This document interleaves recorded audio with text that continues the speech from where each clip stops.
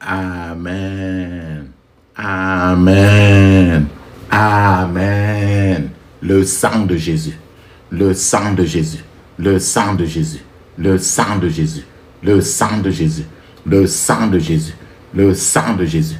Dans le puissant nom de Jésus, nous avons prié. Amen. Amen. Amen.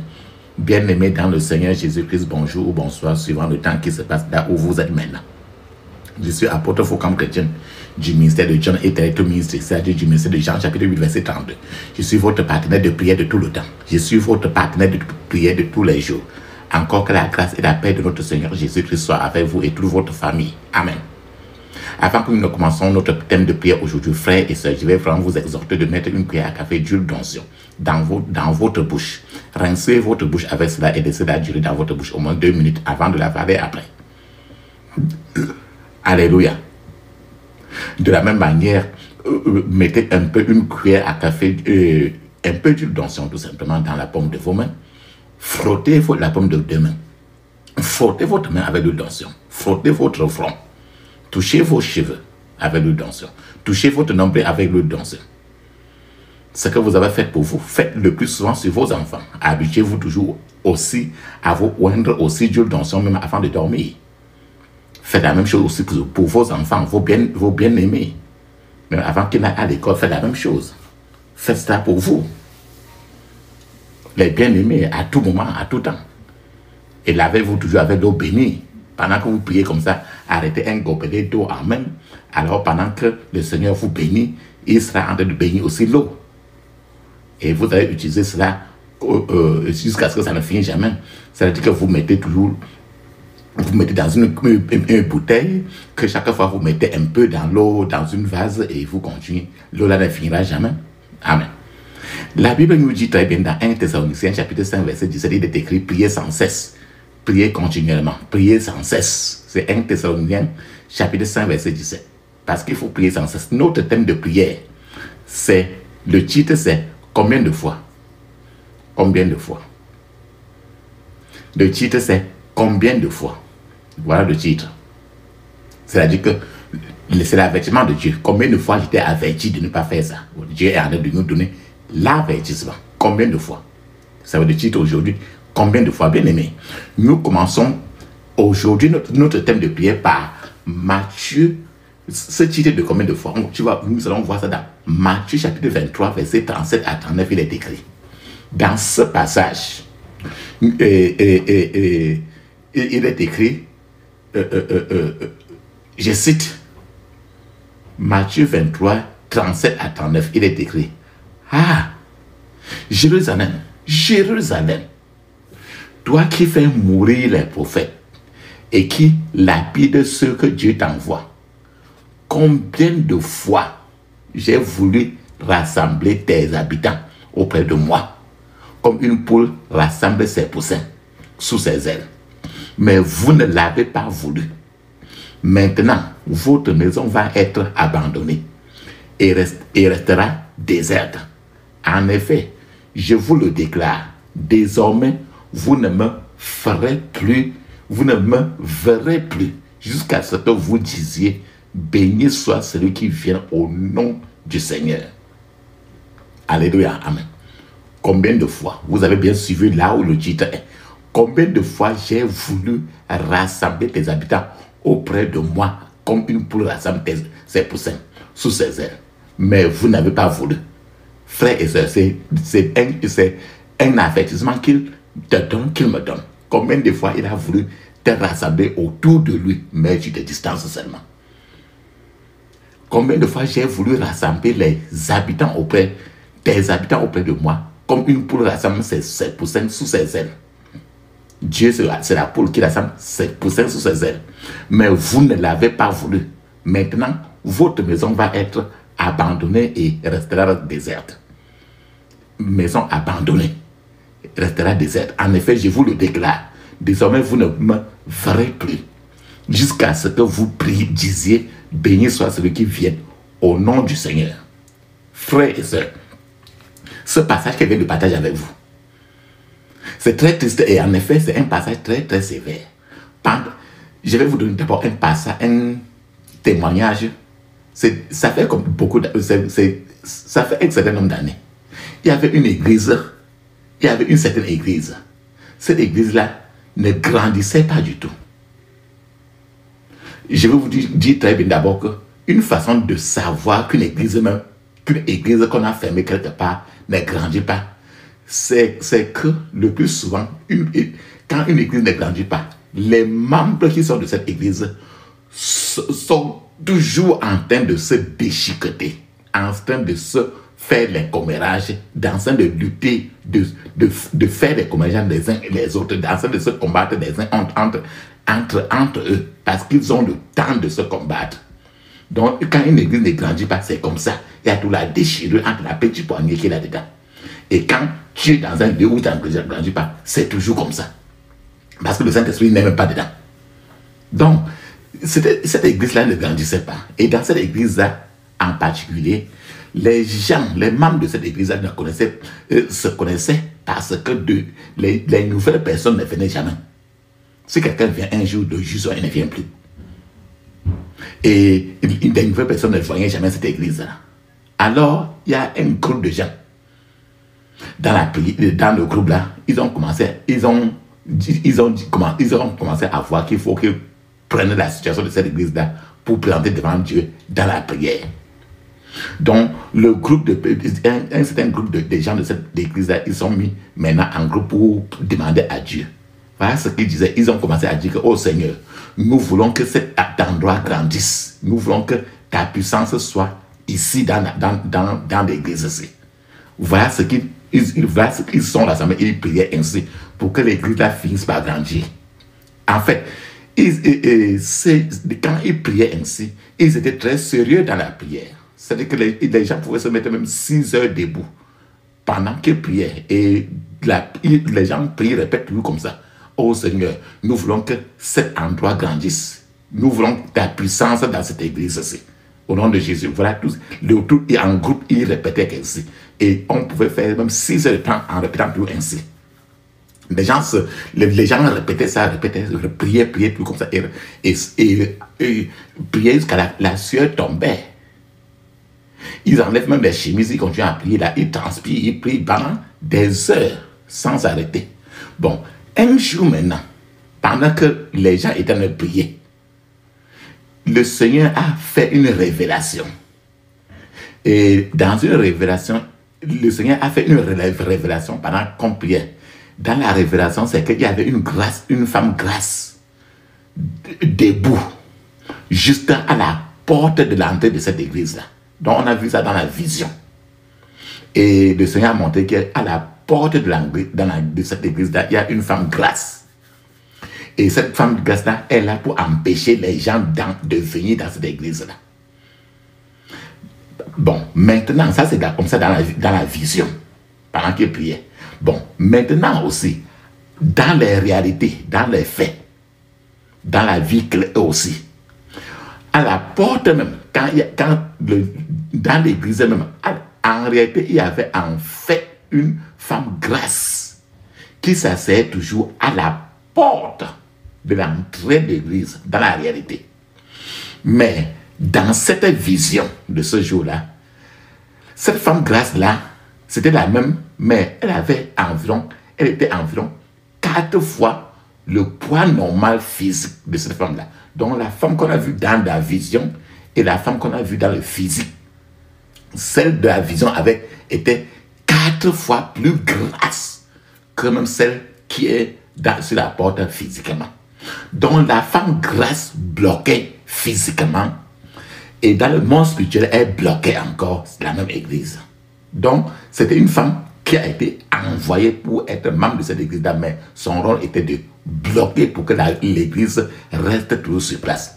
Mais chaque fois qu'il y avait les louanges, les actions de grâce, l'adoration, la chorale chantait dans cette église-là, la femme-là, physiquement qui restait à la porte, la grasse femme dansait même mieux plus que tout le monde même. Elle dansait trop. Bon, le groupe de prière ne pouvait pas affronter la grasse femme physiquement pour lui dire de quitter cette place-là. De plus, le groupe de prière, ayant su que la femme-là était la catastrophe même de l'église, le groupe de prière ne pouvait pas dire ça au pasteur de l'église parce que la femme grasse là était l'amie. C'est-à-dire qu'elle était aussi par derrière la bordelle du pasteur. Et en fait, dans cette église-là, quand on citait les amis des pasteurs, les amis de pasteurs qu'on citait le plus souvent, c'est les gens qui venaient lui donner souvent des choses, qui lui donnent la boisson, les gens qui lui donnent des biscuits, les provisions de champs, les nyams, et les gens qui viennent le plus souvent pour lui donner la viande de brousse. Tu sais ce que c'est que la viande de brousse? La viande de brousse, c'est ce qu'on appelle la fornication et l'adultère. Parce que le vrai mariage, c'est la viande de la maison. Donc, le vrai mariage, c'est la viande de la maison. Mais la viande de brousse, c'est un bordel. Donc, la femme-là, grâce à la porte-là, était l'une des viandes de brousse qui était disponible pour les pasteurs. Et donc, quand le Seigneur a révélé ici, personne ne pouvait dire directement au pasteur parce que c'était la réalité. Disant au pasteur, le pasteur va outrepasser. Donc, frères et sœurs, papa, maman, que Dieu aide vraiment des pasteurs au nom de Jésus. Donc, les gens de la prière ont continué à faire la prière. Chaque fois que la prière devenait très très chaude, les gens voyaient toujours dans la vision, à la porte de l'église, il y avait toujours cette femme grasse-là qui bloque le passage de l'église. Donc, chaque fois qu'on priait, la même vision revenait toujours. Et la même personne, mais plus grasse, et toujours à la même porte de l'église. Puis, dans une vision, un jour maintenant, pendant qu'on priait suffisamment, dans une vision, il y a quelqu'un qui a vu encore un ange de Dieu descendre maintenant vers l'église, là, avec les mains. Dans les mains de l'ange de Dieu, il y avait trop de feu dedans. Et l'ange de Dieu est descendu maintenant, a botté le derrière, un coup de pied, botté par le derrière les fesses de cette femme-là, les fesses de cette grasse femme-là. Et dans la vision, là, la grasse femme-là est tombée. Et la personne qui voit la vision, là, quand la grasse femme-là est tombée, la vision, c'était fini. Frères et sœurs, voilà ce jour-là. Maintenant, le lendemain, la grasse femme qu'on parle là, on a appris que la grasse femme-là est morte. Alors que dans la prière, c'était comme ça dans la vision, l'ange de Dieu a botté la grasse femme-là, elle est tombée dans la vision. Mais le lendemain, physiquement, on a appris que la grasse femme-là est morte. Mais, regarde, écoute ce qui s'est passé. Beaucoup de gens qui sont très peu sérieux dans l'église, qui sont très peu sérieux et spirituellement aveugles dans l'église, ne savaient pas ce qui s'était réellement passé. Donc, il y avait beaucoup de gens au service funéraire de cette femme grasse-là, parce qu'elle était liée au pasteur, comme je vous ai dit, en tant que viande de brousse. Et chacun, en haut là, disait tout ça, que c'est une chrétienne de l'église, elle est très, très, très gentille à l'église. Et le pasteur, au moment de l'enterrement, le pasteur qui prêchait le message de l'enterrement a dit à haute voix, il a dit que ne voyez-vous pas combien de gens sont venus pour l'enterrement de cette femme-ci? Cela montre une seule chose, que cette femme-ci est allée au ciel. Papa, maman, écoutez très bien. Ça montre, comme les gens sont venus beaucoup, ça veut dire que cette femme-ci est allée au ciel. Mais le groupe de prière qui avait tous les données, le groupe de prière savait que c'était les anges de Dieu qui avaient botté la femme-là et elle a atterri comme elle est partie, elle est morte ainsi. Frères et sœurs, je vais partager encore avec vous le même verset sur lequel nous avons pris aujourd'hui. Matthieu 23, 37 à 39, il est écrit à Jérusalem. Jérusalem. Ça veut dire que, Focam chrétien, ton nom. Le Seigneur arrête de t'appeler à Jérusalem. Jérusalem, toi qui fais mourir les prophètes et qui lapide ceux que Dieu t'envoie. Combien de fois j'ai voulu rassembler tes habitants auprès de moi, comme une poule rassemble ses poussins sous ses ailes, mais vous ne l'avez pas voulu. Maintenant, votre maison va être abandonnée et restera déserte. En effet, je vous le déclare désormais, vous ne me verrez plus jusqu'à ce que vous disiez, béni soit celui qui vient au nom du Seigneur. Le Seigneur avait certainement averti à cette dame-ci, jusqu'à ce que l'ange vienne maintenant dire trop, c'est trop. Combien de fois j'étais averti de ne plus empêcher mon église d'avancer. L'ange de Dieu est descendu maintenant pour porter. Papa, maman, l'esprit de Jérusalem, comme tu vois, comme tu as écouté dans ce verset, est le Dieu des prophètes. L'esprit de Jérusalem est le lapideur des messagers. C'est la grande vérité. Nous savons que la plupart du temps, lorsqu'une poule donne naissance à une dizaine de poussins, quelques semaines plus tard, tu ne peux retrouver que peut-être que 2 ou 3 poussins finalement qui peuvent survivre. Et lorsque les poussins vont grandir pour devenir des poules ou des coqs, tu peux finir par avoir rien qu'un seul ou même aucun. Donc, il existe, comme tu as suivi très bien, que j'ai voulu rassembler tes habitants auprès de moi comme une poule rassemble ses poussins sous ses ailes. Dieu est la poule qui rassemble ses poussins, mais vous ne l'avez pas voulu. Donc, papa, maman, il existe un oiseau qui est très terrible, étrange, qu'on appelle le faucon. F-A-U-C-O-N. Le faucon. Le faucon, le plus souvent, chasse toujours les poussins pour les attraper. Chaque fois qu'un faucon apparaît, par exemple, au ciel, la mère poule déploie ses ailes. Tous les poussins courent en dessous des ailes de la mère poule et la mère poule couvre tous ces poussins-là pour que le faucon ne les touche pas. Et le faucon, le plus souvent, vole pour quitter et fuir. Donc, tu comprends la mère poule qui est Dieu et le poussin, c'est toi et moi. Donc, mais ce n'est pas seulement le faucon qui attrape les poussins. Parfois, les poussins meurent aussi en vagabondant par-ci et par-là. Les poussins aussi peuvent tomber aussi dans les caniveaux d'eau en route. Soit le poussin peut tomber dans un fossé. Le poussin peut mourir à cause d'une maladie, ou bien le poussin peut aussi mourir de famine.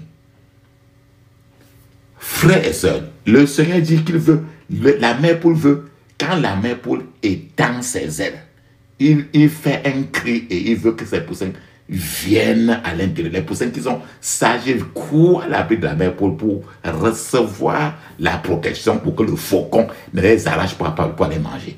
La question que je vous pose, papa, maman, es-tu un poussin sage? Le poussin se cache sous les ailes de la mère poule pour se protéger et se réchauffer. Sinon, hors des ailes de la mère poule, tout peut arriver. Chaque fois que le faucon arrive, tu connais le faucon, c'est l'oiseau là qui guette toujours les poussins pour attraper et aller manger. Donc chaque fois que le faucon arrive, un poussin sage court et se cache sous les ailes de sa maman, la mère poule. Mais les poules qui sont imbéciles, les poules qui sont têtues continuent à vagabonder.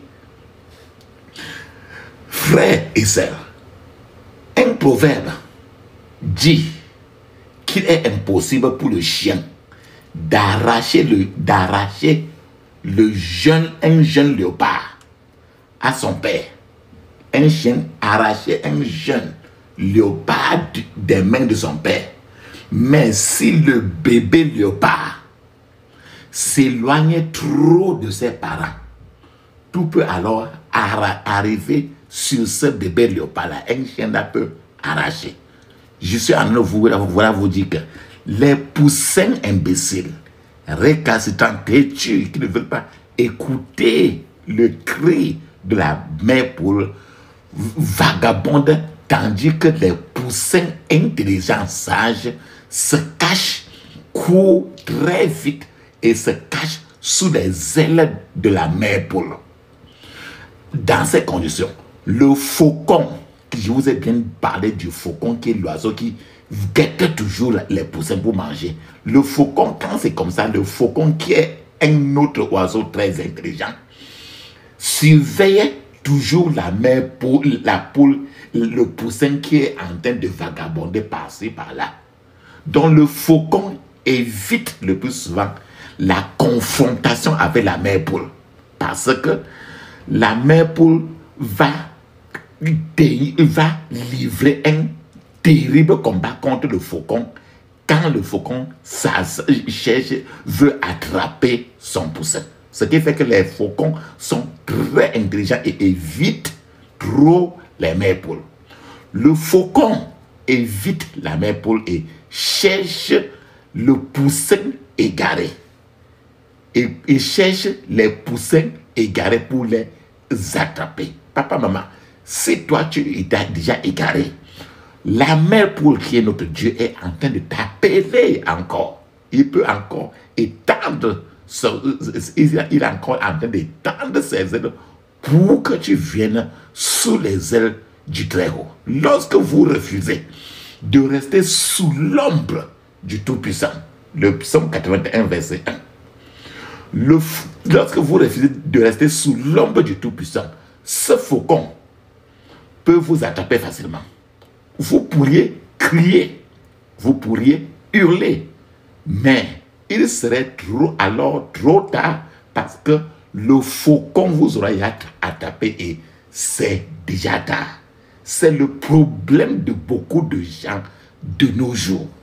Il est temps, papa, maman, il est vraiment temps de confirmer votre position. Es-tu sous les ailes de l'ombre du Tout-Puissant ou bien tu es hors de ses ailes? Il est temps que vous confirmez votre position.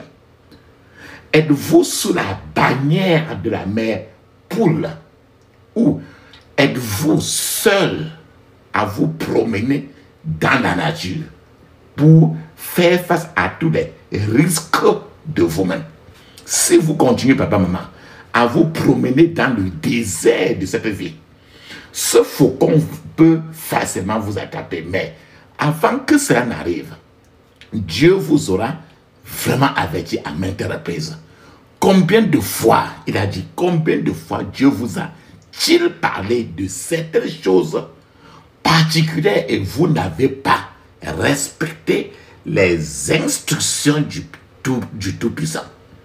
Je veux que vous compreniez, papa, maman, très bien le message, ce message d'aujourd'hui, car si l'échec que dans laquelle vous êtes passé, l'année qui est écoulée, passée là, si l'échec de l'année dernière devait encore se répéter en vous cette année, le Tout-Puissant, la mère pour le Tout-Puissant ne serait pas du tout content. La Bible dit très bien dans Matthieu 11, verset 15, je cite, que celui qui a des oreilles entende. Cela signifie qu'il y a des gens qui sont spirituellement sourds, ils ont des oreilles, mais ils n'entendent jamais. À ce stade, je voudrais prier pour vous que la surdité spirituelle quitte votre vie maintenant dans le puissant nom de Jésus. J'ai prié. Amen. Frères et sœurs, je vous donne un témoignage. Il y a quelque temps, un certain frère a commis l'adultère. Donc il est parti faire avec la femme de quelqu'un. Et il ne savait pas que la femme là, on avait mis quelque chose. On avait fait quelque chose sur la femme là.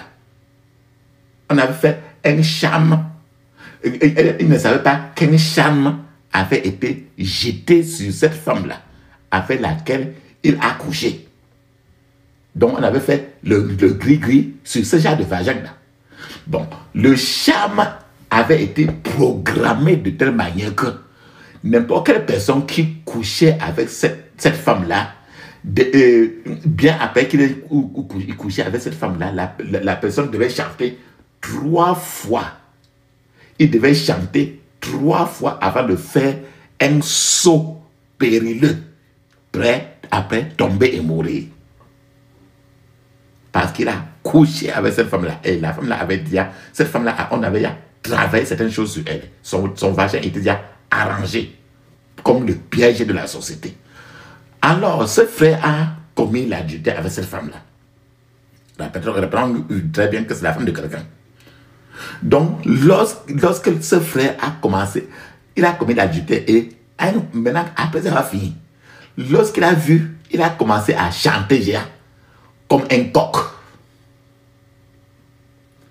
Et il a fait un premier saut pour la première fois. Il a senti un premier saut, il a commencé à se poser trop de questions. Alors, il a commencé à parler en langue. Donc, il s'est placé comme étant chrétien pour parler en langue, disant que Dieu se sauve moi. Frères et sœurs, le parler en langue ne pouvait pas aider ce frère. Ce frère s'était déjà trop éloigné de la couverture de la mère Paul. Qu'est-ce qu'il a éloigné? C'est le pays vagin, l'adultère.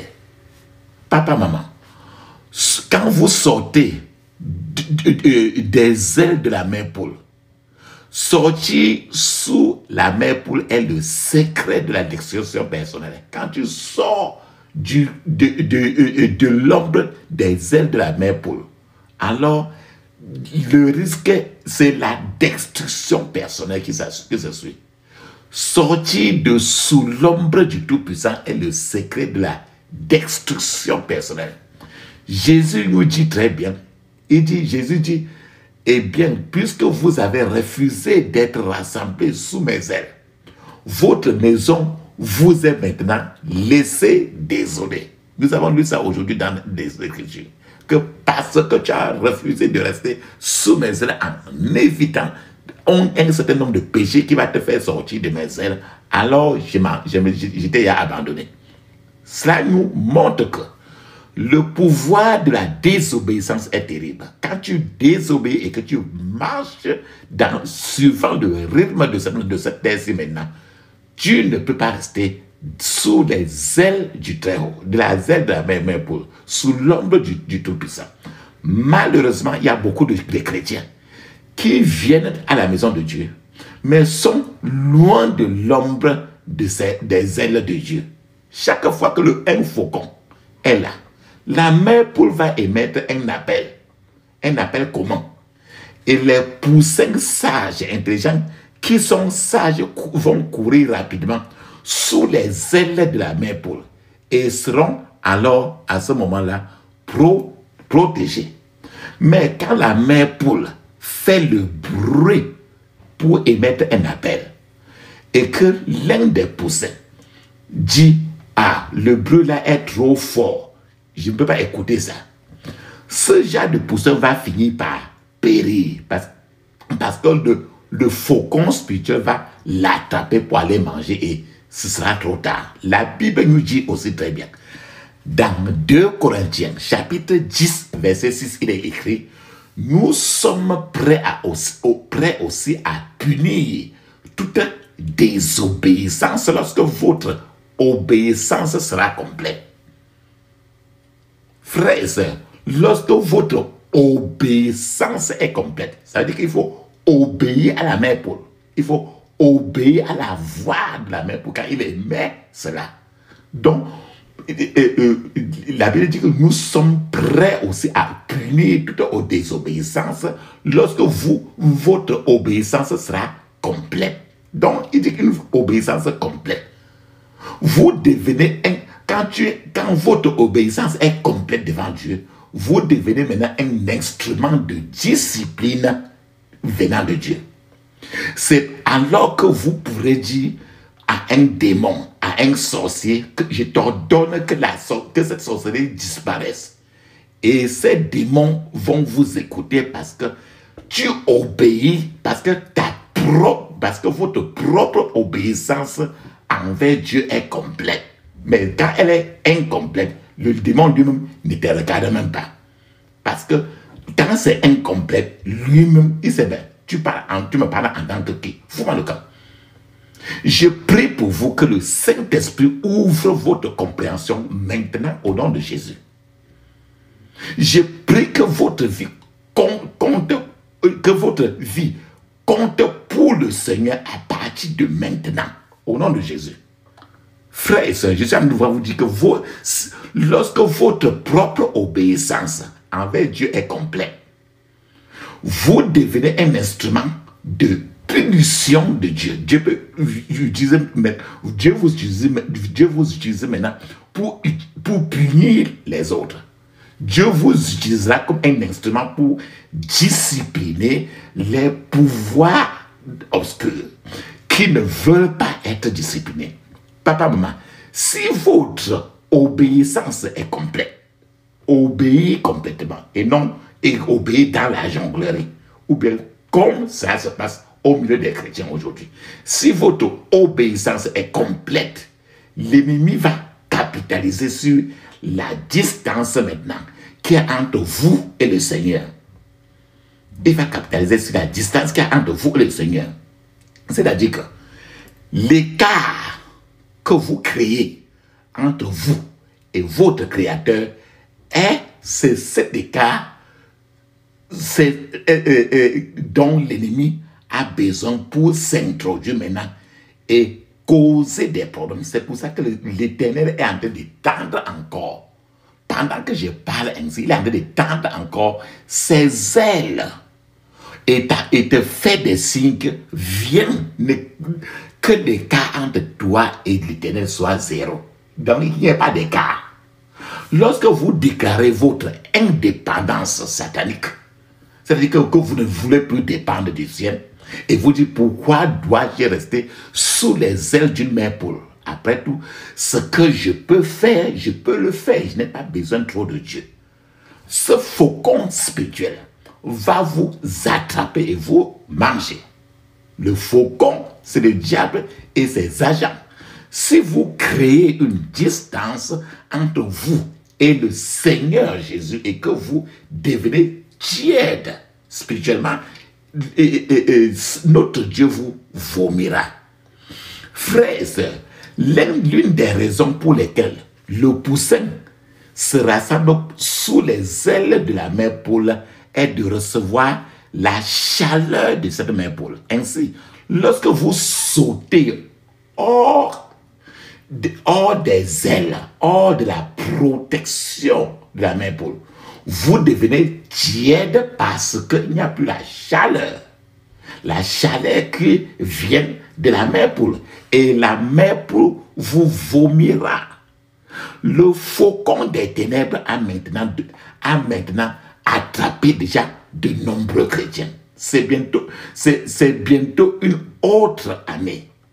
L'année est en train une nouvelle année est en train de venir. Papa, maman, l'année-ci qui est en train de venir ainsi, voulez-vous encore vivre comme vous avez vécu l'année qui est en train de s'écouler, l'année dernière? De nombreux chrétiens créent une distance entre eux et le Seigneur. La Bible nous parle aussi de certains péchés qui éloignent les gens de Dieu.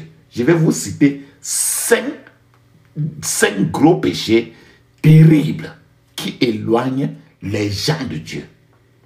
Il y a 5 choses que si tu vérifies pour que cette année-ci qui vient, tu t'arranges à ce que ces péchés-là ne soient plus en toi.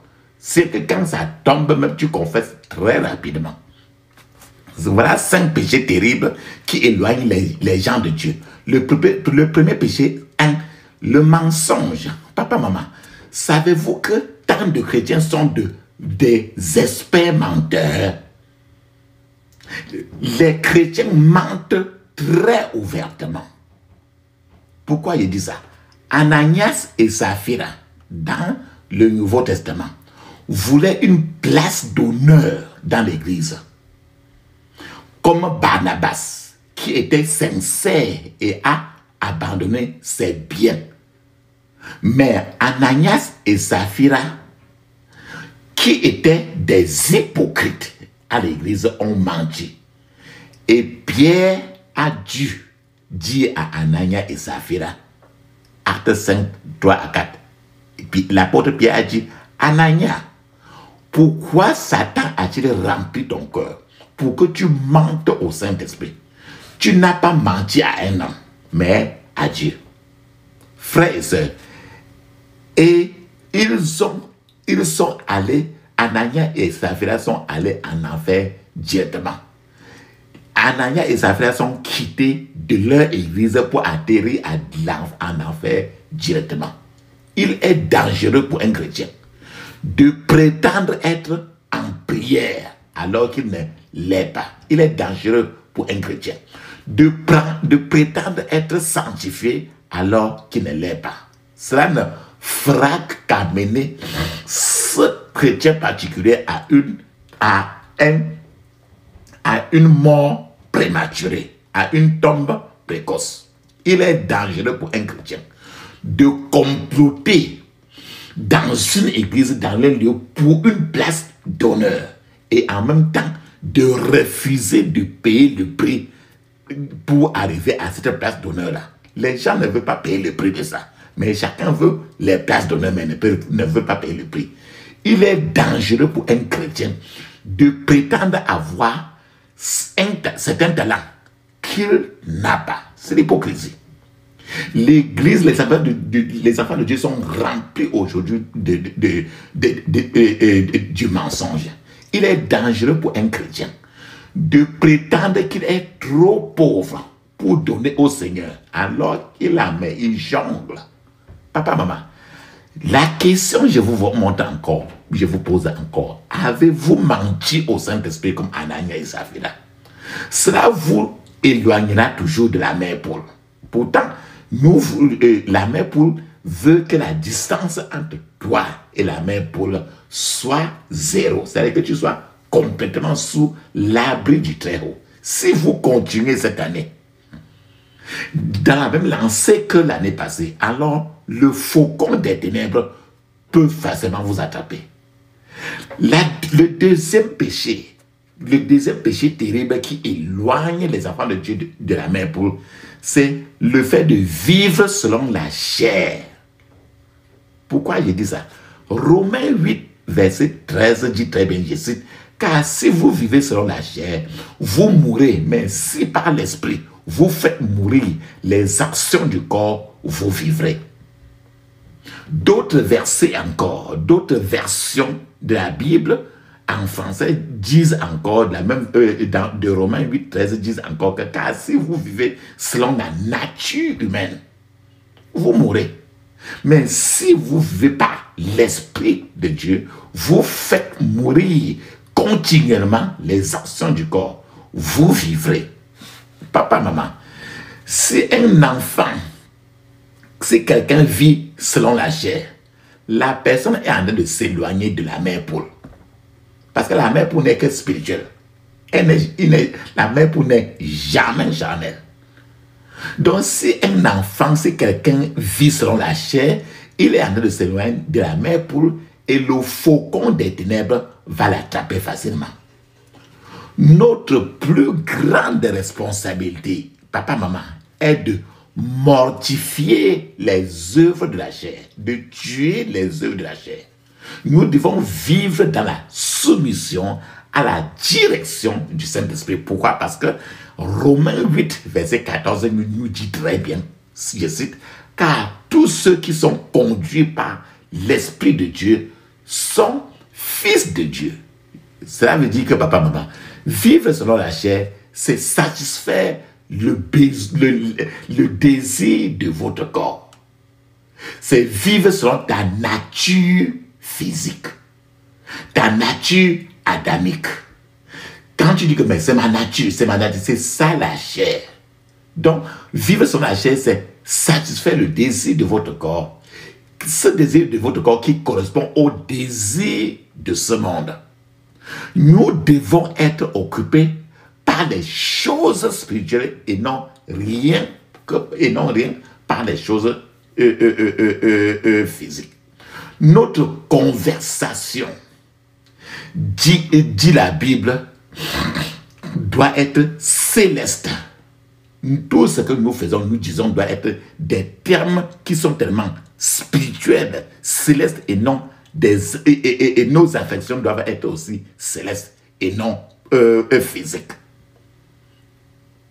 Nous devons vivre dans ce monde, mais nous ne devons pas faire partie de la structure et du système de ce monde. Et notre désir suprême doit être de plaire au Seigneur des Seigneurs, le roi des rois. Notre première préoccupation doit être de plaire au Seigneur des Seigneurs. Dieu ne tolérera pas que ses enfants soient sous le joug des choses du monde. Dieu ne tolère pas que ses enfants soient sous le joug d'un péché quelconque. Pourquoi? Parce que cela entraînera une mort prématurée, une mort spirituelle prématurée de la personne. Je veux que vous sachiez que Dieu ne tolère pas le compromis. Les gens qui se compromettent, Dieu n'aime pas le mot compromis. Quand Dieu est très bon, mais n'utilise pas la bonté pour croire que c'est se compromettre. Dieu ne tolère pas le compromis, la compromission. Il ne tolère pas quelqu'un qui se compromet.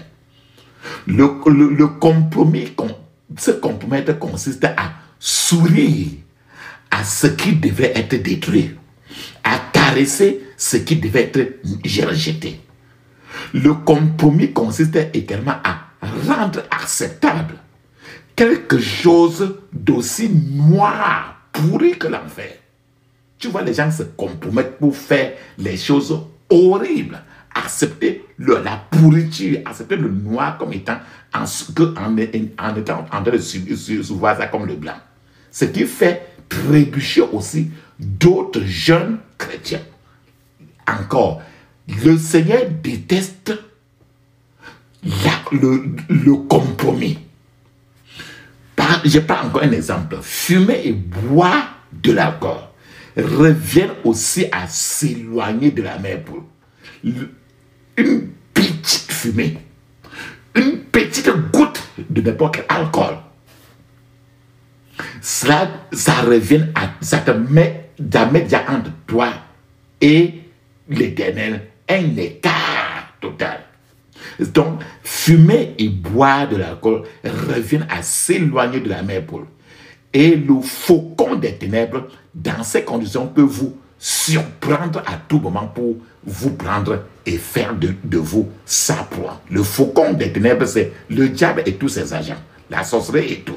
Pourquoi? Parce que tu as bu et tu as fumé, alors on s'occupe de toi parce qu'ils connaissent très bien la Bible. La seule chose triste est que lorsque de tels gens sont arrêtés, certaines personnes diront: ah, c'est notre membre. Et pourtant, il prie beaucoup, il jeûne beaucoup. On le surprend peut-être en train de faire des choses très négatives. Mais les gens le défendent. Que non, c'est notre membre, il est comme ça, comme ça. Parce que les gens ne savent pas que le Seigneur a averti la personne là dans le privé pour longtemps. À maintes reprises, sur certaines choses, mais il ne veut pas laisser. Appelle-toi que la personne est un pasteur, il est un apôtre, il est un archevêque, ou quoi que ce soit, peu importe. S'il vous plaît, assurez-vous de ne pas mentir au Saint-Esprit. Assurez-vous de ne pas vivre selon la chair. Amen. Le troisième péché qui éloigne les poussins de la mère poule, c'est souiller le temple de Dieu. Rappelons-nous très bien que tu es le temple de Dieu. Je suis le temple de Dieu. La maison de Dieu, c'est toi et moi. Papa, maman, comment quelqu'un peut souiller le temple de Dieu? Vous le faites en affichant une attitude païenne face aux choses qui concernent Dieu. Notre esprit intérieur doit rester fixé sur Jésus et non sur la terre. Nos cœurs doivent être purs et spirituels. Si vous avez de la haine dans le cœur, si vous avez de la méchanceté envers quelqu'un sur cette terre, si vous avez des mauvaises pensées, si vous avez le manque de pardon, l'envie, l'amertume, alors vous êtes en train de souiller, de pourrir, de détruire, de mettre trop de saleté dans le temple de Dieu qui est toi et moi. Or, Dieu veut habiter dans ce qui n'a pas cette saleté-là. Lorsque vous permettez à ces choses de persister dans votre cœur, peu importe le nom qu'il vous donne ou celui que vous vous donnez vous-même, vous resterez loin de la main poule et le faucon des ténèbres, le faucon de la mort vous attrapera facilement. La Bible nous dit très bien dans Matthieu 15, verset 11, que ce qui sort de la bouche est ce qui souille un homme. Ce qui sort de la bouche, c'est ce qui souille un homme. Frères et sœurs, n'allez pas au mauvais endroit sur cette terre-ci. Si vous allez au mauvais endroit, vous serez souillés. Ne marchez pas avec les mauvaises personnes, les mauvais gens. Si vous marchez avec les mauvais gens, vous serez, la saleté qui est sur votre compagnon va se coucher aussi sur vous. Parce que à cause de Amos 3:3 qui dit que deux personnes ne peuvent pas marcher sans s'accorder. Donc si tu marches avec quelqu'un méchant, c'est que ça veut dire que tu es déjà accordé avec le démon de la méchanceté qui est dans cette personne. Ce qui fait que ce démon-là a le droit de veiller maintenant, vivre en toi maintenant, te tirer vers le monde des ténèbres et le faucon de la mort. Le faucon des ténèbres maintenant te trouvera comme sa proie. Donc si vous marchez avec des mauvais gens, vous souillez alors le temple de Dieu qui est vous. Beaucoup de gens qui vont à l'église prétendent même d'autres fois qu'ils prient, mais en réalité il y a beaucoup de choses qui ne vont pas dans leur vie. Jusqu'à présent, des gens sont encore tués. Jusqu'à présent, des gens sont encore mutilés dans la ville de Jérusalem. Des choses terribles se passent encore là-bas à Jérusalem parce qu'ils ne connaissent pas le moment de leur visitation. Ce peuple de Jérusalem que tu as suivi aujourd'hui dans ce verset, ils ne savent pas tout simplement cela. Ils croient qu'ils s'amusent, mais ils sont dans des sérieux troubles. Le temple de Dieu, dans votre vie, peut être souillé par tout ce qui entre dans ce temple.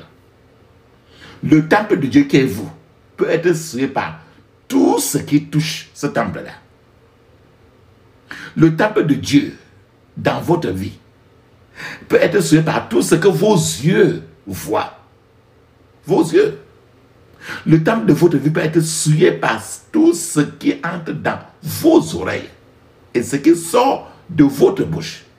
Donc, ce sont les choses qui peuvent polluer, ce sont les choses qui peuvent souiller le temple de Dieu qui est toi et moi. Le Seigneur veut que nous soyons prudents et que nous ne nous laissions pas souiller par ces choses du monde. La Bible nous dit très bien, dans 1 Corinthiens chapitre 6 verset 19, je cite, « Ne savez-vous pas que votre corps est le temple du Saint-Esprit qui est en vous et que vous avez reçu de Dieu.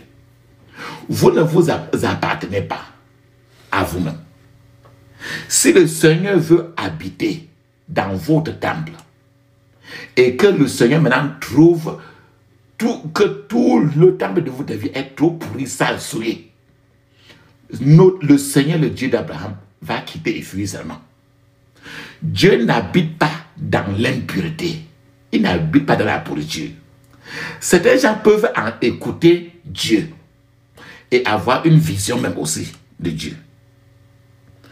Certains gens veulent être spirituels. Mais comment peuvent-ils être spirituels lorsque leur esprit est encore pollué, est encore noir, leur esprit est encore méchant, souillé? Comment pouvez-vous être spirituel lorsque vous pensez au mal tous les jours de quelqu'un? Alléluia. Amen. Le quatrième péché qui distance les poussins de Dieu de la mère poule, les enfants de Dieu de Dieu, c'est la fornication. Pourquoi il dit la fornication? Acte 15, verset 29 dit très bien, je cite, si vous vous abstenez de l'immoralité sexuelle, vous ferez bien et à Dieu. Si vous vous abstenez de l'immoralité sexuelle, vous ferez bien et à Dieu. Donc la Bible dit que la fornication ne doit pas être écoutée, entendue parmi nous. Mais malheureusement, beaucoup de croyants, des enfants de Dieu, tombent dans ce piège et le faucon de la mort les ramasse tous les jours. Amen. Là, le cinquième péché qui distance, qui écarte les enfants de Dieu, des poussins de Dieu de la mère poule, c'est les murmurer, grogner, murmurer. Beaucoup de gens murmurent toujours contre Dieu et contre toutes sortes de choses. Beaucoup de gens ils passent le temps à comparer ce que Dieu a fait par rapport à ce que Dieu n'a pas fait.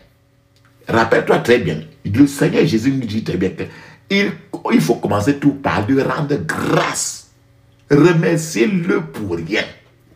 Si tu crois même qu'il n'a jamais rien fait, tu as droit à le remercier parce que ton souffle de vie, il te donne ça gratuit. Il peut te prendre ça à tout moment. Donc beaucoup de gens passent le temps toujours à comparer dans les minutes, ils comparent ce que Dieu a fait à ce que Dieu n'a pas fait. C'est ça que nous appelons murmure. Il ne m'a pas fait ça, il ne m'a pas fait ça, il ne m'a pas fait. Oh, les gens ignorent ce que Dieu a fait. Papa, maman, veuillez éviter cela et vivre selon la parole de Dieu et non vos pensées. La Bible nous dit très bien dans le psaume 138, verset 8, je cite, « L'Éternel se tient à mes côtés pour faire ce qu'il a promis. Oui, Seigneur, ta bonté durera toujours. Tu as fait de nous ce que nous sommes.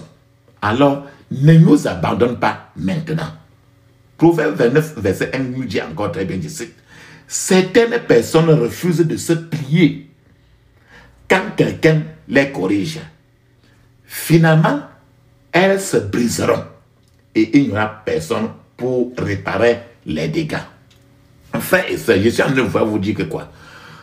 Ce sont des paroles terribles que je viens de partager avec vous. Vous serez peut-être surpris d'apprendre que les cœurs les plus durs comme le fer du monde ne se trouvent pas parmi les non-croyants, mais c'est parmi le peuple de Dieu. Les non-croyants sont ceux qui diront que c'est bon, j'ai déjà oublié cela, j'ai déjà pardonné et j'ai déjà laissé. Or, le plus souvent, il y a les gens qui disent qu'ils ont déjà pardonné quelque chose et ils ne sont plus là. Le plus souvent, c'est le mensonge.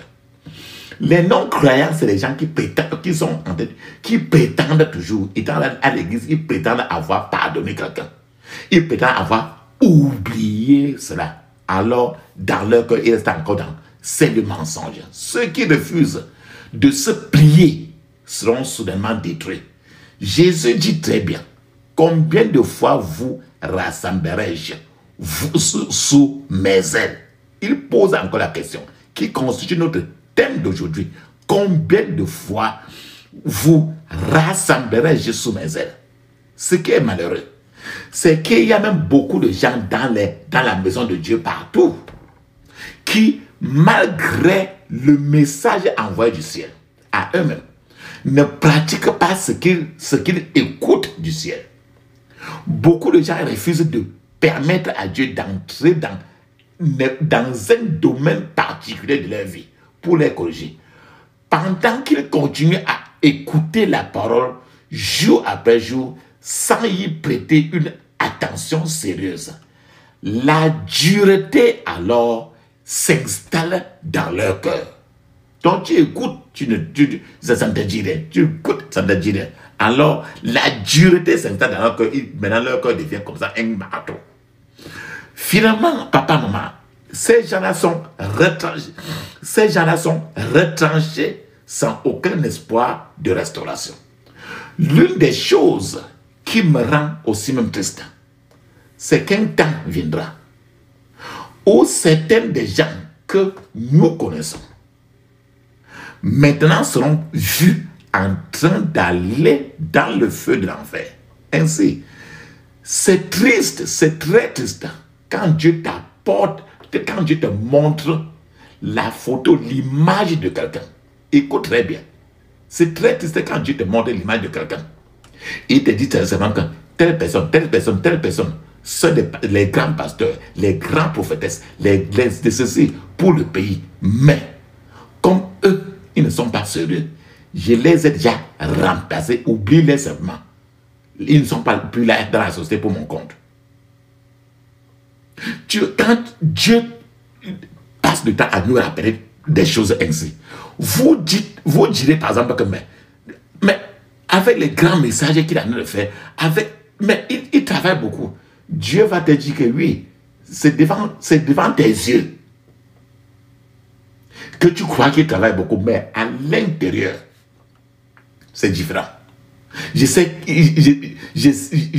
qui la personne est. Frères et sœurs, écoutez très bien.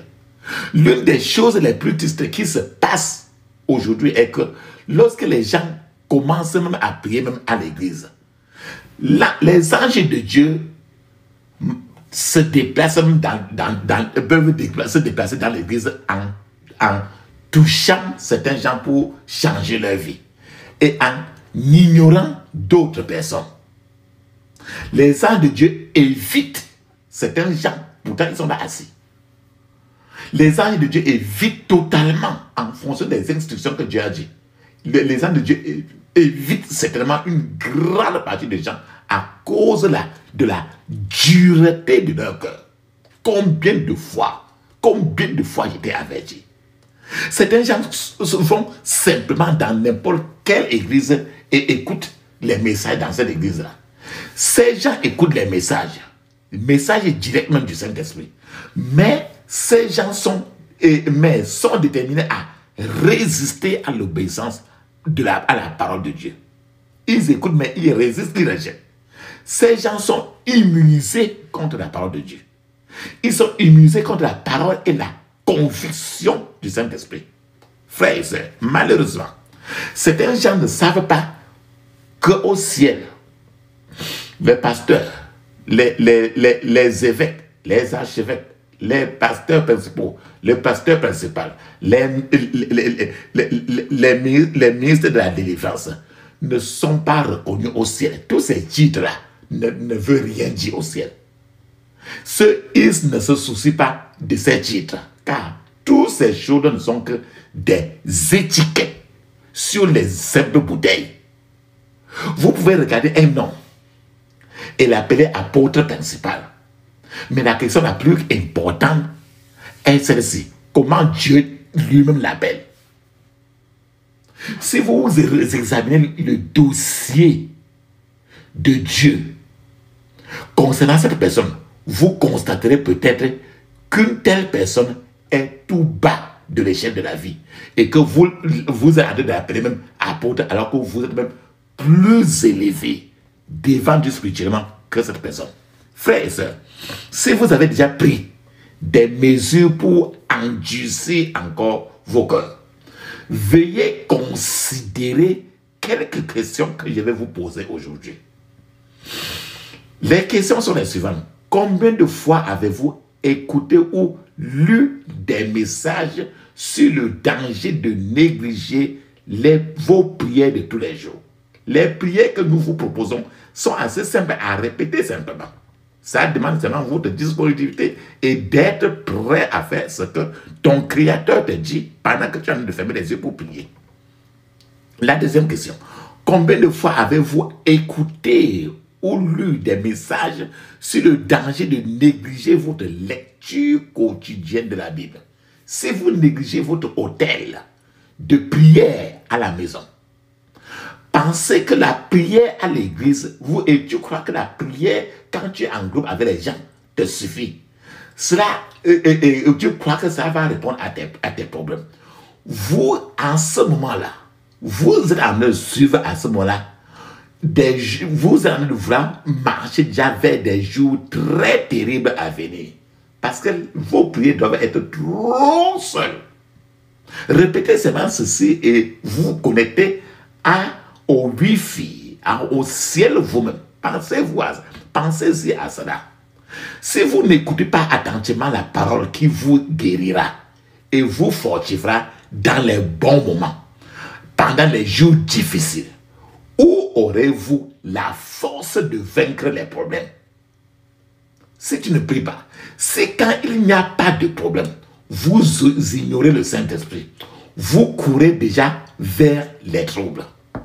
Lorsque le Saint-Esprit essaie de te ramener à lui-même, le Saint-Esprit essaie de te ramener à lui être intime, et que vous continuez à le mettre de côté et à vous distancer de lui, vous êtes en train de faire alors le premier pas vers la dureté de votre cœur.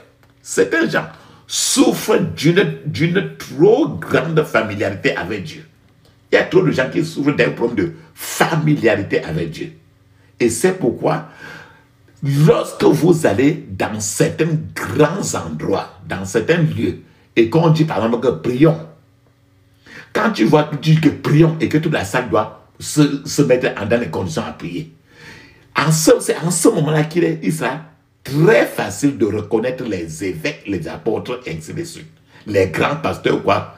Parce que quand on dit prions, c'est un peu comme si c'est eux seuls qui sont, ils ne regardent plus, et pour eux, ils sont déjà avec Dieu, et les autres ne sont pas avec Dieu.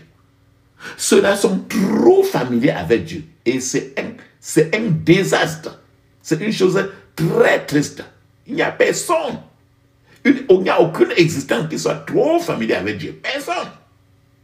Vous pouvez passer tout votre temps à faire trop de bonnes choses, de bonnes œuvres, et à bénir même les gens, et à consacrer tout votre cœur au service de Dieu.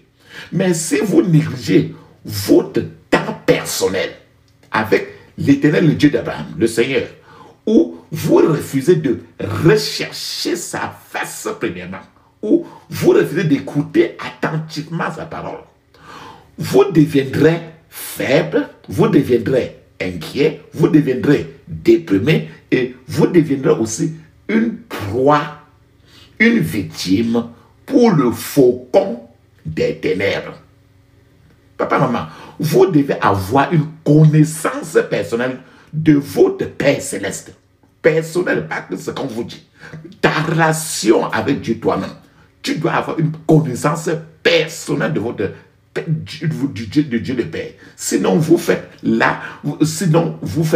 un pas vers la dureté du cœur. Et vous voyagez déjà très loin des ailes de Dieu. Parfois, vous trouvez quelqu'un qui est né de nouveau depuis des années et qui tombe soudainement dans un péché très grave. Et vous vous demandez comment il a pu faire pour aboutir à une telle chose. C'est parce que la personne est restée loin des ailes de Dieu. Dans la réalité, et on ne dira pas, il n'y a que Dieu qui te peut de se faire savoir. Mais dans ta réalité, tu crois que la personne est toujours devant Dieu. Vous pensez peut-être que cette personne-là était proche de Dieu.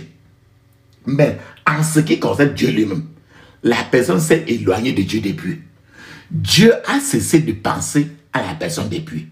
Pourtant, toi et moi, nous croyons que la personne est près de Dieu. C'est pour ça que croire à l'être humain, c'est le péché. C'est pour ça que c'est chacun qui doit cultiver une relation personnelle avec Dieu. Pensez-y, papa, maman. Combien de fois avez-vous été avertis des terribles conséquences des commérages? Parlez mal de quelqu'un, mais vous continuez à le faire. N'avez-vous rien dit de mal contre votre frère, votre soeur au cours des semaines qui sont écoulées? Regardez à cela. Parlez-vous d'un sujet que vous n'avez pas confirmé ou avez-vous écouté des commérages sur quelqu'un? Vous devez éviter d'écouter, éviter de voir. Alors votre cœur sera bientôt endurci. Papa, maman, combien de fois avez-vous écouté des messages sur les gens qui cachent les péchés? Et vous ne faites toujours rien à ce sujet, votre propre péché. Qu'en est-il de la trompette de Dieu? Qu'en est-il de la tromperie? Le mensonge, la tromperie qui est dans votre cœur, contre laquelle Dieu vous a mis en garde depuis. Il y a beaucoup de gens qui vont à l'église, qui chantent, qui louent, qui racontent trop Jésus. Ils écoutent des messages, mais rentrent chez eux et prennent des boissons alcoolisées, prennent leur alcool et vont alors masturber avant d'aller chercher leur femme, leur sugar. Certains vont commettre la fornication et après avoir commis la fornication, ils vont après à l'église et demandent aux gens de prier pour qu'ils soient guéris de ce sida-là qui est sur eux. Il y a beaucoup de gens qui vont à l'église, mais n'écoutent pas les messages de l'église. Ces gens s'assoient, mais quand ils sont assis là, leur esprit est ailleurs. Après le service de l'église, ces gens viendront vers le prédicateur. Ils vont dire, pasteur, prédicateur, c'était une très meilleure prédication. Arrêtez, papa, maman. Ils n'ont rien suivi, mais ils viennent juste pour faire cela. La question est de savoir, ceux-là, ils trompent qui? Ils se trompent eux-mêmes. Ils se trompent eux-mêmes, papa, maman. La Bible nous dit très bien. Matthieu 23, 37 à 39, il est écrit à Jérusalem. Jérusalem, toi qui fais mourir les prophètes et qui lapides ce que Dieu t'envoie. Combien de fois j'ai voulu rassembler tes habitants auprès de moi comme une poule rassemble ses poussins sous ses ailes. Mais vous ne l'avez pas voulu. Maintenant, votre maison va être abandonnée et restera déserte. En effet, je vous le déclare, désormais, vous ne me verrez plus. Jusqu'à ce que vous disiez, béni soit celui qui vient au nom du Seigneur. Frères et sœurs, quand Dieu prononce des choses comme ça sur quelqu'un, ça veut dire que la protection divine sur cette personne est déjà désactivée, elle s'est déjà enlevée. Et tout peut arriver. Dieu a enlevé ses ailes de la personne. La personne n'est plus sous la protection de la personne, de Dieu. Ce message est le message d'aujourd'hui. C'est un avertissement de Dieu. Ne sois pas comme le poussin délinquant, le poussin insensé, le poussin fou, qui s'écarte de l'ombre du Tout-Puissant. La Bible nous fait comprendre qu'avant d'envoyer la destruction sur les gens, Dieu les aurait toujours avertis. Dieu a averti Sodome et Gomorrhe pendant longtemps, jusqu'à ce que Sodome et Gomorrhe veuillent réellement commettre l'immoralité. Ils étaient même prêts à commettre l'immoralité avec les anges.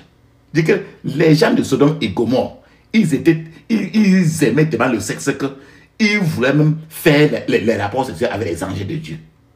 C'est pour ça que leur coupe, leur gobelet du péché était trop plein.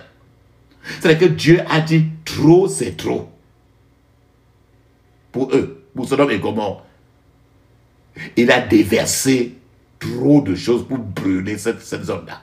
La Bible nous dit très bien dans le psaume 24, verset 1. La terre et tout ce qu'elle contient, le monde et ses habitants appartiennent à l'Éternel. Frères et sœurs, nous devons crier à l'Éternel aujourd'hui. Ne laissez pas ces paroles du propriétaire derrière. Dieu, c'est le propriétaire de la terre. Ne laissez pas ces paroles du propriétaire de la terre être votre partage. Le propriétaire de la terre dit que pourquoi vous continuez à mettre le fumier sur celui-ci Pourtant, il ne remplit rien au sol. C'est une chose terrible lorsque vous n'êtes pas prêt à rencontrer l'Éternel.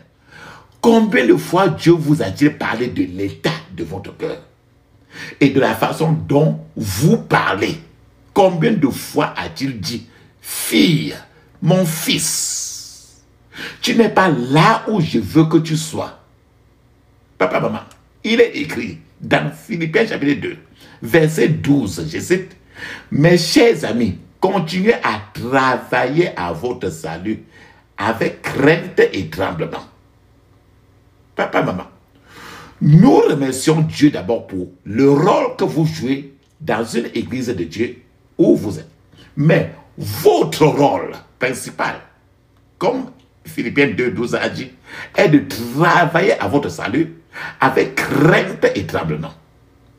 La Bible nous dit très bien, dans Matthieu, chapitre 6, verset 33, je cite, « Cherchez premièrement le royaume et la justice de Dieu, et toutes ces choses vous seront données par-dessus. » Donc, tout d'abord, assurez-vous du ciel. Papa, maman, lorsque vous l'aurez fait, tout le reste va venir. Bien que vous ayez prié la prière du feu, bien que vous soyez allé dans les retraites de prière, et que les gens vous connaissent dans tous les lieux de prière, dans toutes les églises, dans tous les montagnes et dans tous les camps de prière. Mais l'esprit de la vallée a refusé de quitter votre vie. Vous devez faire quelque chose à ce sujet aujourd'hui. À ce moment-là, quelle est la voie de sortie? Pour faire quelque chose, vous devez vous repentir devant le Seigneur. Dites au Seigneur dans votre privé que vous ne voulez plus de dureté dans votre cœur. Dites au Seigneur que vous voulez toujours suivre ses instructions. Il est important que vous clarifiez ce problème avec le Seigneur. Avez-vous, papa, maman, commis des péchés en secret? Regarde le péché que tu connais et que tu crois que les gens ne connaissent pas là. Dieu sait. Avez-vous commis des péchés au secret? Avez-vous commis la fornication dans votre cœur? Avez-vous de l'amertume contre quelqu'un? Y a-t-il quelqu'un que vous ne saluez pas dans votre vie? Y a-t-il des gens dont vous avez mal parlé, vous avez médit par votre bouche et dont vous avez diffamé? Est-ce que vous répandez des rumeurs, des mauvaises nouvelles contre quelqu'un pour le salir, Voulez-vous attendre que le faucon de la mort, le faucon des ténèbres vienne vous chercher? Examinez votre cœur à ce niveau.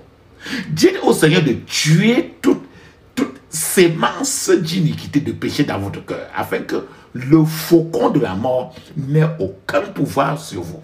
C'est une année, papa, maman. Là, cette année qui est en train de venir maintenant comme ça, là, c'est une année de prospérité, c'est une année de domination que tu vas entrer. Vous ne pouvez pas vous élever avec des ailes comme l'aigle si votre cœur n'est pas pur. La Bible dit très bien dans Hébreux 4, verset 14 à 16, je cite, que nous n'avons pas de souverain sacrificateur qui ne comprenne pas les sentiments de nos infimités, mais que nous avons un souverain sacrificateur qui a été éprouvé en toutes choses. Alors, avançons-nous donc avec un cœur brisé vers le trône de grâce afin d'obtenir miséricorde au moment du besoin. Papa, maman bien-aimé, nous avons tous besoin de la miséricorde de Dieu. Nous avons besoin de sa grâce sur nos vies. Cette année, c'est une année où le ciel n'est pas une limite pour ceux qui ont des oreilles pour écouter le Saint-Esprit. Le faucon de la mort, le faucon des ténèbres, attend ceux qui désirent de rester sourds au Saint-Esprit pour les picorer. Je prie pour que ce message ne soit pas... je prie pour que ce faucon, ce message du faucon de la mort ne soit pas ton partage au nom de Jésus. Amen. bien-aimés, j'aimerais que vous priez cette prière d'aujourd'hui avec une sainte agressivité de votre cœur. La puissance est dans le sang de Jésus. La puissance est dans le sang de Jésus. La puissance est dans le sang du roi des rois. La puissance est dans le sang de Jésus. Le pardon est dans le sang de Jésus. Alléluia. Le pardon est dans le sang de Jésus. Le pardon est dans le sang du roi des rois. Le pardon est dans le sang de Jésus. La puissance est dans le sang de Jésus. Alléluia. La puissance est dans le sang de Jésus. La puissance est dans le sang du roi des rois. La puissance est dans le sang de Jésus. Amen. Frère et sœur, ferme tes yeux, ouvre ta bouche. Dis ceci. Je couvre mon esprit, mon âme, mon corps et toutes mes possessions du sang de Jésus. Je couvre mon esprit, mon âme, mon corps et toutes mes possessions du sang de Jésus. Dans le puissant nom de Jésus, j'ai prié. Amen. Ferme tes yeux, dis ceci. Toute écriture manuscrite d'échec, toute écriture manuscrite d'échec, soit effacée par le sang de Jésus, au nom de Jésus. Soit effacée par le sang de Jésus, au nom de Jésus. Dans le puissant nom de Jésus, j'ai prié. Amen. Ferme tes yeux, dis ceci. Mon chemin de percée, mon chemin de percée, qu'attends-tu? Ouvre-toi au nom de Jésus. Qu'attends-tu? Ouvre-toi au nom de Jésus. Dans le puissant nom de Jésus, j'ai prié. Amen. Ferme tes yeux, dis ceci. Toute alliance d'échec, toute alliance d'échec, je te détruis par le feu au nom de Jésus. Je te détruis par le feu au nom de Jésus. Dans le puissant nom de Jésus, j'ai prié. Amen. Ferme tes yeux, dis ceci. Tout enchantement de la mort, tout enchantement de mort, soit brisé au nom de Jésus. Soit brisé au nom de Jésus. Dans le puissant nom de Jésus, j'ai prié. Amen. Ferme tes yeux, dis ceci. Toute idole de ma famille, toute idole de ma famille, qui opprime ma vie, meurs au nom de Jésus. Meurs au nom de Jésus. Dans le puissant nom de Jésus, j'ai prié. Amen. Ferme tes yeux, ouvre ta bouche, dis ceci. Toute vertu enterrée par la sorcellerie, toute vertu enterrée par la sorcellerie, soit vomi immédiatement au nom de Jésus. Soit vomi immédiatement. Dans le puissant nom de Jésus, j'ai prié. Amen. Ferme tes yeux, dis ceci. Toute opération de sorcellerie dans mes rêves, toute opération de sorcellerie dans mes rêves, retourne à ton envoyeur au nom de Jésus. Retourne à ton envoyeur au nom de Jésus. Dans le puissant nom de Jésus, j'ai prié. Amen. Ferme tes yeux, dis ceci. Vous, pouvoir des ténèbres, vous, pouvoir des ténèbres, qui creusez une fosse pour moi, qui creusez une fosse pour moi, tombez dans votre fosse immédiatement, au nom de Jésus. Tombez dans votre fosse immédiatement, au nom de Jésus. Dans le puissant nom de Jésus, j'ai prié. Amen. Maintenant, papa, maman, tu vas donner l'année. L'année, cette année-ci, c'est quelle année? Ferme tes yeux, dis ceci. Cette année, dans l'année, tout rassemblement satanique contre ma vie sera dispersé. Au nom de Jésus. Cette année, ton année, tout rassemblement satanique contre ma vie sera dispersé. Au nom de Jésus. Dans le puissant nom de Jésus, j'ai prié. Amen.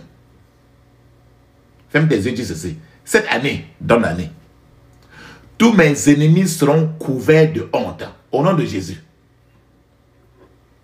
Cette année, dans l'année, tous mes ennemis seront couverts de honte.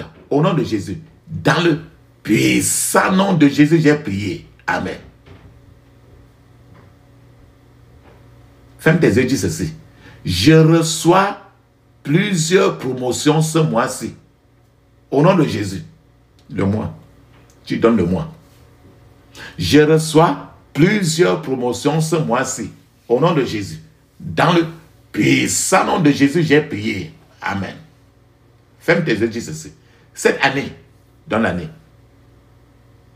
ma percée deviendra des charbons ardents que l'ennemi ne pourra pas toucher. Au nom de Jésus. Cette année, dans l'année, ma percée deviendra des charbons ardents que l'ennemi ne pourra pas gérer. Au nom de Jésus. Dans le puissant nom de Jésus, j'ai prié. Amen. Ferme tes yeux, dis ceci.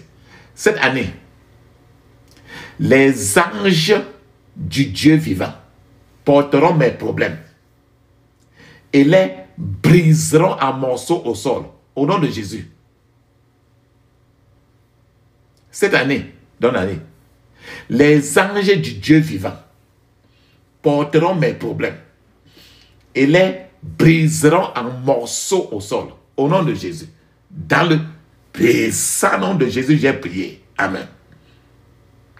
Papa, maman, ferme tes yeux, dis ceci. Cette année,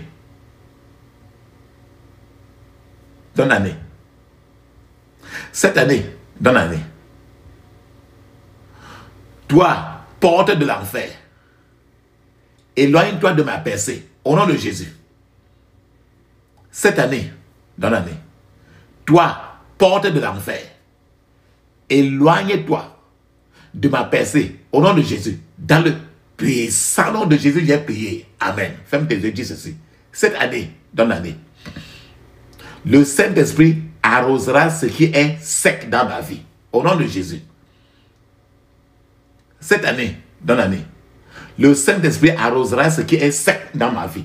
Dans le puissant nom de Jésus, j'ai prié. Amen. Ferme tes yeux, dis ceci. Cette année, dans l'année, la puissance de Dieu fera plier ce qui est raide dans ma vie. Au nom de Jésus. Cette année, dans l'année, la puissance de Dieu fera plier ce qui est raide dans ma vie. Dans le puissant nom de Jésus, nous avons prié. Amen. Frères et sœurs, mets une pause. Tu vas parler en langue de 7 minutes. Le parler en langue est écrit dans Marc 16, 17.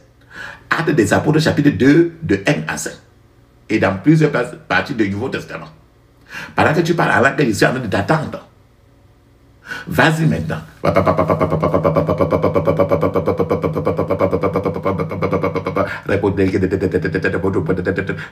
Puissant nom de Jésus, nous avons prié. Amen. Ça, c'est très bien. Ferme tes yeux, dis ceci. Cette année, dans l'année, la pauvreté ne connaîtra pas mon adresse, mon lieu de résidence. Au nom de Jésus. Cette année, dans l'année, la pauvreté ne connaîtra pas mon lieu de résidence, ni mon adresse. Au nom de Jésus. Cette année, dans l'année, la pauvreté ne connaîtra pas mon adresse, mon lieu de résidence. Dans le puissant nom de Jésus, j'ai prié. Amen. Ferme tes yeux, dis ceci. C'est pour la santé maintenant. Ferme tes yeux, dis ceci. Cette année, dans l'année, ma santé ne me fera pas défaut. Au nom de Jésus. Cette année, dans l'année, ma santé ne me fera pas défaut. Dans le puissant nom de Jésus, nous avons prié. Amen. Papa, maman, tu as déjà envoyé tes prières à Dieu beaucoup. Maintenant, tu dois rester tranquille pour que Dieu te réponde. Parce que la prière, c'est un dialogue. Ce n'est pas un monologue, c'est un dialogue. Tu parles, Dieu parle.